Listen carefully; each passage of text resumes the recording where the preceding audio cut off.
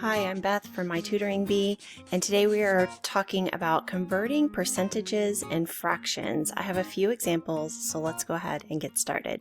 Okay, when we are talking about the word percent, it literally means out of 100. So whenever we see a percentage and we are going to convert it into fractions, that's what we're going to be doing on this first page. We're going to convert those percentages into fractions. We can simply take whatever the percentage is and put it over 100. And that's it. We have it in fraction form.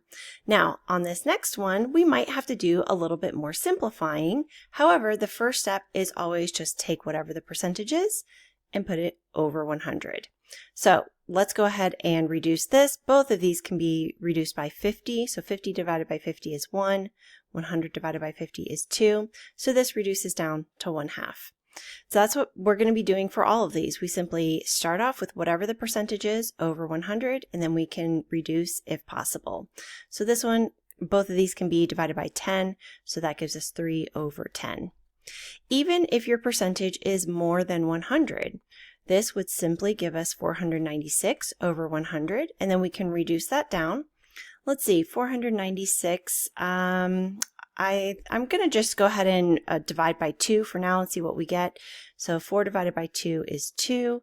9 divided by 2 is 4 with 1 left over. 16 divided by 2 is 8. Okay, I am going to be able to reduce this some more. So again, let's go ahead and divide by 2. We've got 1, 2, 4 over 25. I think that's as far as we can go with that. So we could leave it as that as an improper fraction, or if we want to take that 124 over 25, we could turn it into a mixed number. So 25 can go into 124 almost 5 times, but only 4 times, with 24 left over 25. So we can write it either way. Here we've got 1,825%. So again, we're just going to put that over 100. Again, we're going to wind up with an improper fraction or a mixed number. But first, let's go ahead and reduce it. I believe both of these can be divided by 25. Let's see, 1,825 divided by 25. 25 can go into 182 7 times. And that would give us 175. And then let's subtract. We got 7 here, 12 here. 12 minus 5 is 7. Bring down our 5. Okay, 25 can go into 75 3 times. That comes out evenly there. So for 1,825 divided by 25, we get 73 over, and then 100 divided by 25 gives us 4. So again, we can reduce this. We can change it into a mixed number. 4 can go into 73. Let's see how many times. 4 can go into 7 once with 3 left over. 4 can go into 33 8 times with 1 left over. So we would get 18 1/4. And in our last percentage, we do have a decimal here. So we're still going to start off with the same method of putting that decimal over 100. Now we don't want a decimal in the fraction, so what we can do is we can multiply both top and bottom by 10, because that's going to move that decimal over 1 unit. So that gives us 125 over 1,000. And now we can reduce that. Both of these are divisible by 25. 125 divided by 25 is 5. 1,000 divided by 25, well, 100 divided by 25 is 4, so that gives us 40. Then we can reduce again. Both of these can be divisible by 5, so we get 1/8 for that one. Now let's talk about how to change fractions into percentages. We want our fractions to be over 100 because that's the easiest way for us to identify what that percentage is. If that denominator is 100, then whatever your numerator is, that's going to be your percentage. So these first two problems are pretty easy. We've got 36 over 100, so that's simply 36%. And then same thing here, 492 over 100, that's 492%. Okay? With these fractions, we have a little bit of work to do before we can get there. But just like we simplified those fractions after we put them over 100 in the first part of this video, we can find equivalent fractions for these fractions that do give them a denominator of 100. So let's look at this 5 in the denominator. What can we multiply by to get a fraction over 100? This is always the goal. Well, we can multiply by 20, and we just have to remember that both top and bottom need to be multiplied by the same number. So 2 times 20 gives us 40. So then this is 40%. All right, 3 over 4. Again, we want this fraction to be over 100. So what can we multiply times 4 to get there? That would be 25. Multiply this by 25, that gives us 75. So we get 75%.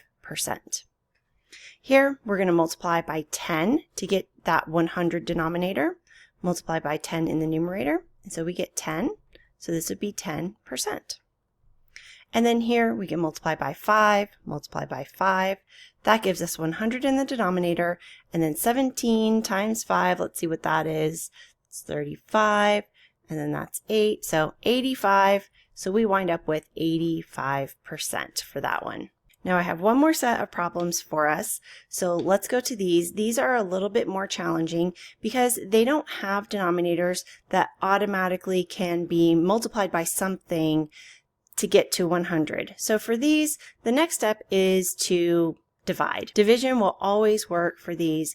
What it's going to give us is a decimal, and then we're going to change that decimal into a percent. So we are going to stop dividing when either the decimal terminates, the decimal repeats, or the directions say to round. We don't have any directions that tell us to round to any particular place value, so we're going to see what we get here. So one of my favorite ways to remember which number goes inside the bracket and which number goes outside of the bracket, one of my students taught me this like years ago and I still use it. The cowboy rides on top of the horse, so the 1 would be the cowboy, the 8 would be the horse, and the cowboy gets to go inside the saloon and the horse has to stay outside the saloon. So it's just a cute way to remember which numbers go where. A lot of students that I work with, they see that larger number and they want that to be inside the bracket and the smaller number to be outside. However, we're going to be wanting to get decimals here, so it makes sense that our smaller number is inside the bracket, and that is what is being divided. So 8 cannot go into 1, so we're going to go ahead and add on a decimal and a 0. 8 can go into 10 one time with 8. And then when we subtract, we get 2, so we're just going to drop down another 0. Okay, 8 can go into 20 2 times, that's 16. We get a 4 there, so we're just going to keep going until the decimal either terminates, which means it stops, it comes out evenly on its own, or the decimal repeats since we don't have any rounding instructions. But right here, I think, is where we're going to be able to stop because 8 can go into 45 times, and that goes in exactly. This is called a terminating decimal, and we want to make sure to bring this decimal point up here. So now we've got it in decimal form. So if you watched my previous video, we talked about how to convert from decimal to percent. And so we just simply take the decimal point and move it 2 times over to the right. So it's going to go right there between the 2 and the 5. So for this one, we wind up with 12.5%. All right, let's go on to this problem. Again, 24, there's nothing that we can multiply times 24 to give us 100 exactly, so let's go ahead and divide. And so again, 19 goes inside the bracket, 24 goes outside. 24 cannot go into 19, so this is where we're going to go ahead and drop in a decimal and a 0. 24 can go into 190. Let's see. 24 is pretty close to 25. 190 is pretty close to 200. 25 can go into 208 times. So I'm going to try 7 to start off with. So let's see what 24 times 7 is. 7 times 4 is 28. 7 times 2 is 14, plus 2 more is 16, 168. Okay, so I think that's going to work for us here. So 7 is 168, and then let's subtract. This is 8, this is 10, this is 2, and this is 2. All right, now we need to drop down another 0. How many times can 24 go into 220? I think let's try 9. 9 times 4 is 36. 9 times 2 is 18, plus 3 more is 21. Yep, so okay, so that works. So 216. And then we subtract, and we're going to just keep going until the decimal either terminates on its own, or we can notice a pattern of repeating. Okay, so we get 4 here. Let's drop down another 0. How many times can 24 go into 40? Just once. So 24 there. Then here we get 16. This becomes a 3. This becomes a 10.